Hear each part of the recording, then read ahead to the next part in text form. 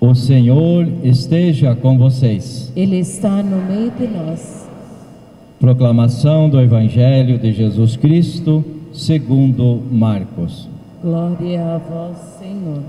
Naquele tempo, Jesus voltou para casa com os seus discípulos, e de novo se reuniu tanta gente que eles nem sequer podiam comer.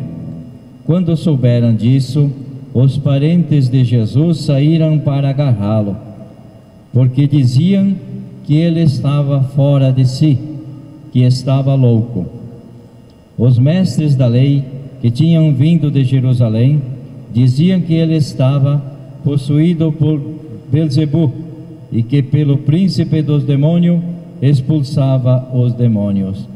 Então Jesus disse: como é que Satanás pode expulsar a Satanás? Se um reino se divide contra si mesmo, ele não poderá manter-se. Se uma família se divide contra si mesma, ela não poderá manter-se.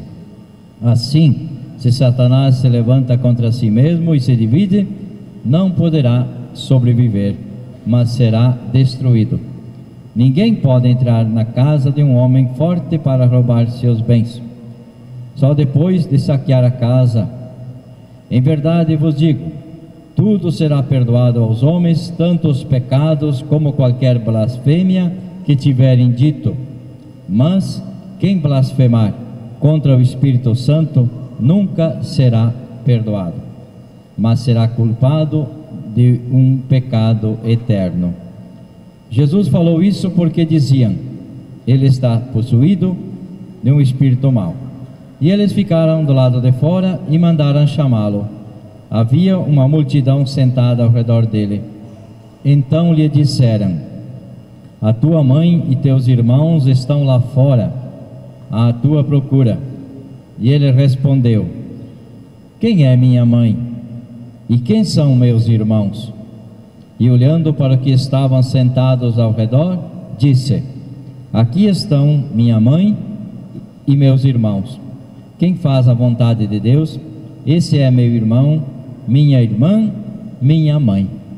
Palavra da salvação. Glória a vós, Senhor. Podemos sentar um instante.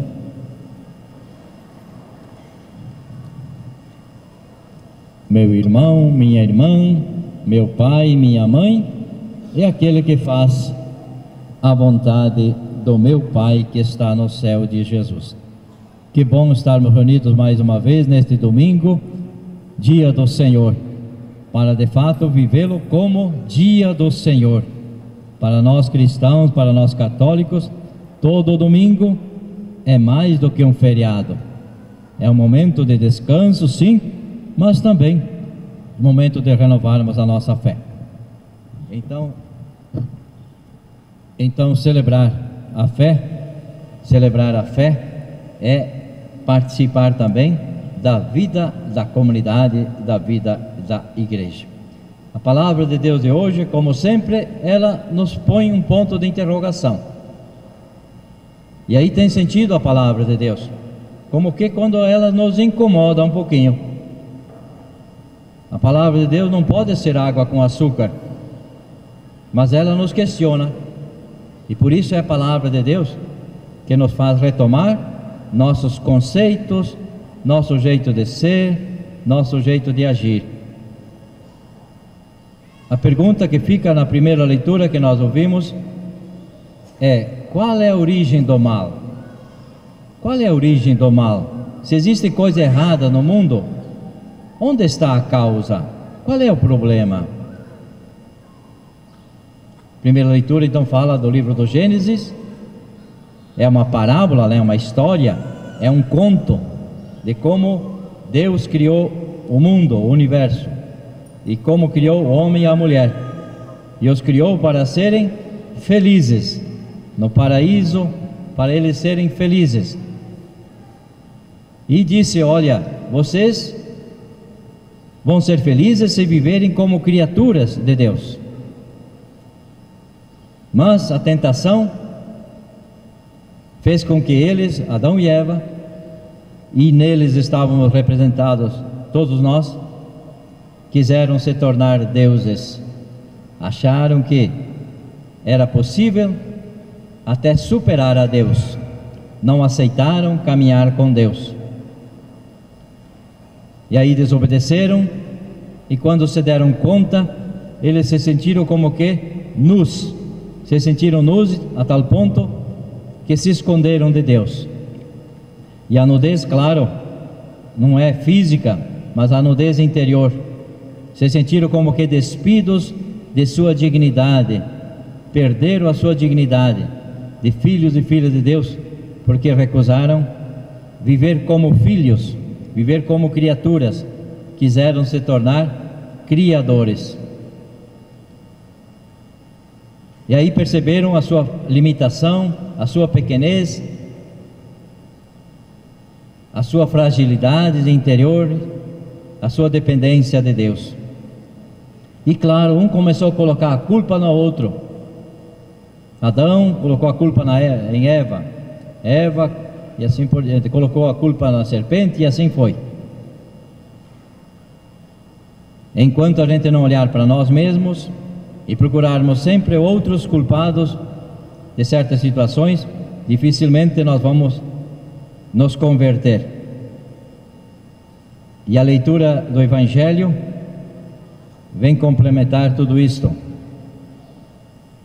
Quando Jesus questiona certos comportamentos, os escribas, fariseus e outras pessoas que cumpriam a lei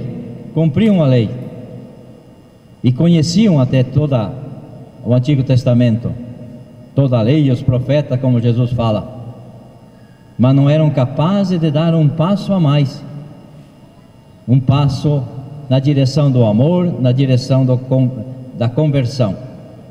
Era um legalismo, e até que se opunha àqueles que queriam viver a liberdade dos filhos de Deus. Jesus quebrou essa lei rígida, a lei do sábado, por exemplo, em que não se podia fazer nada, nem o bem era permitido fazer. E Jesus disse: olha, o sábado é feito para a pessoa e não a pessoa para o sábado. Hoje nós poderíamos falar do domingo. Sim, nosso dever é ir à igreja, nosso compromisso, participar da comunidade, trazer os filhos para batizar. Mas se acontecer algum caso que exige a nossa presença, a própria palavra de Deus diz: olha, deixe, espere, atenda primeiro aquele irmão necessitado, depois cumpra o teu dever até cristão ou religioso. Então a lei de Jesus Cristo é a lei da liberdade. E quando chega aquele grupo de pessoas, parentes de Jesus, primos, irmãos, fala o Evangelho, são todos os parentes de Jesus, e até a própria mãe de Jesus, Maria, foram lá onde estava Jesus, lá numa casa, e diz o Evangelho que havia muita gente ao redor, escutando Jesus, e aqueles irmãos ficaram de fora, não tinham entrado, não conheciam, não ouviam o que Cristo queria falar, simplesmente disseram: olha, este nosso irmão, este nosso parente está ficando louco, está ficando doido, porque está querendo mudar certas coisas que vêm já há séculos. E por isso mandaram chamar Jesus, dizendo: olha, a tua mãe, os teus parentes aí estão aí fora e querem falar com você. Claro, Jesus sabia a malícia deste encontro. Certamente eles queriam levá-lo para casa, quem sabe até prender Jesus, para que ele desistisse do seu projeto evangelizador. E aí Jesus diz aquela frase bonita: quem é meu pai? Quem é minha mãe? Quem é meu irmão? Quem é minha irmã? E ele mesmo responde: meu irmão, minha irmã, minha mãe, meu pai são aqueles que fazem a vontade do Pai que está no céu. Esse de fato é meu irmão, minha irmã, meu pai.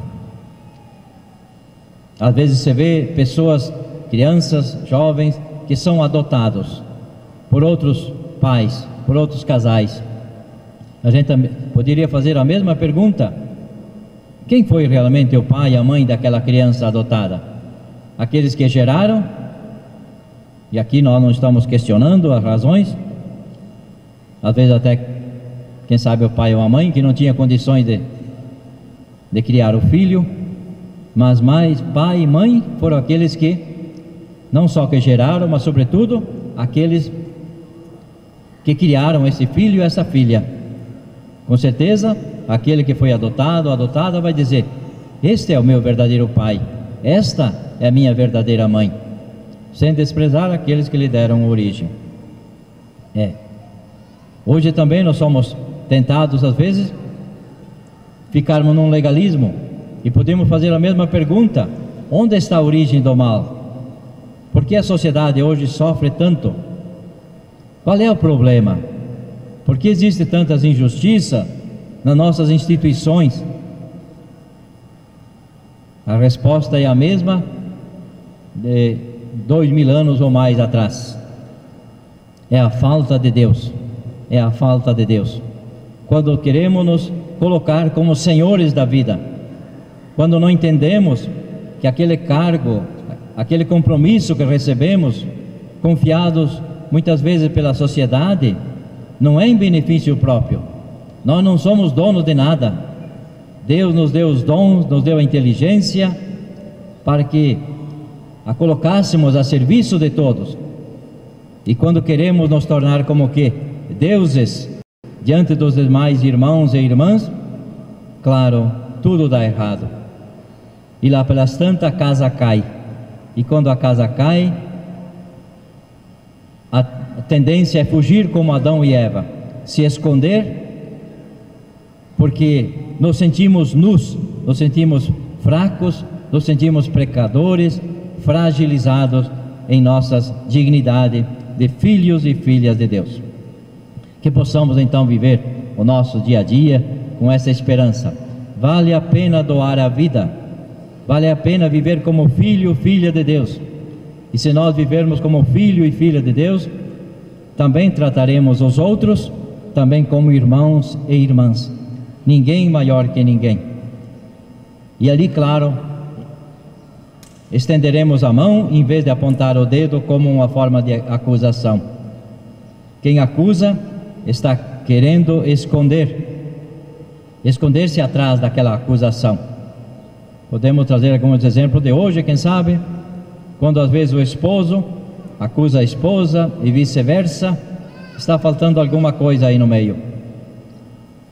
Quando os acusam os pais simplesmente acusam os filhos, quando os adultos acusam os jovens, quando os jovens acusam os adultos, quando o patrão acusa o empregado acusa o patrão, ou quando nós acusamos o vizinho, a vizinha, ou os filhos dos outros, esquecemos de olhar para nossos filhos, para nossas atitudes, alguma coisa não está bem.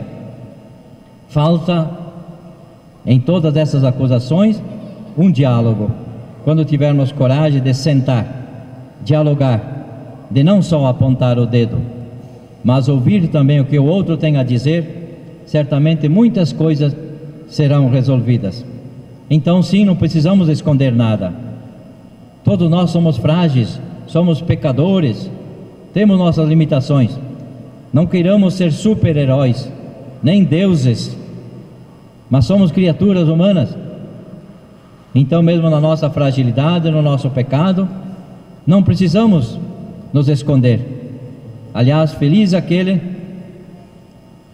feliz aquela que é capaz de reconhecer seus pecados, seus erros, dizer: aqui eu errei, peço desculpa, peço perdão. A pessoa se liberta sem precisar virar o rosto, se esconder de nada, e assim retomar a nossa caminhada no dia a dia. Se nós perdoarmos hoje, amanhã, quem sabe, também vamos ser perdoados. E é isso que Jesus deixou: tudo que fizerdes ao menor dos irmãos, é a mim que vocês fazem. A acusação nunca leva a nada e acaba com o diálogo entre as pessoas. Tantas mortes, tanta tristeza poderiam ser evitadas se houvesse um pouquinho mais de diálogo. E este diálogo vem lá do coração, onde mora Deus, onde mora Deus. Este diálogo surge quando nós temos fé, quando temos coragem de parar um momento e de refletir a palavra de Deus, de pensarmos um pouquinho na nossa vida espiritual, e aí percebermos que de fato somos criaturas amados por Deus, também com as nossas fragilidades. Renovemos a nossa fé nesse Deus que nos quer vivendo como irmãos, como família, sem precisar acusar ninguém.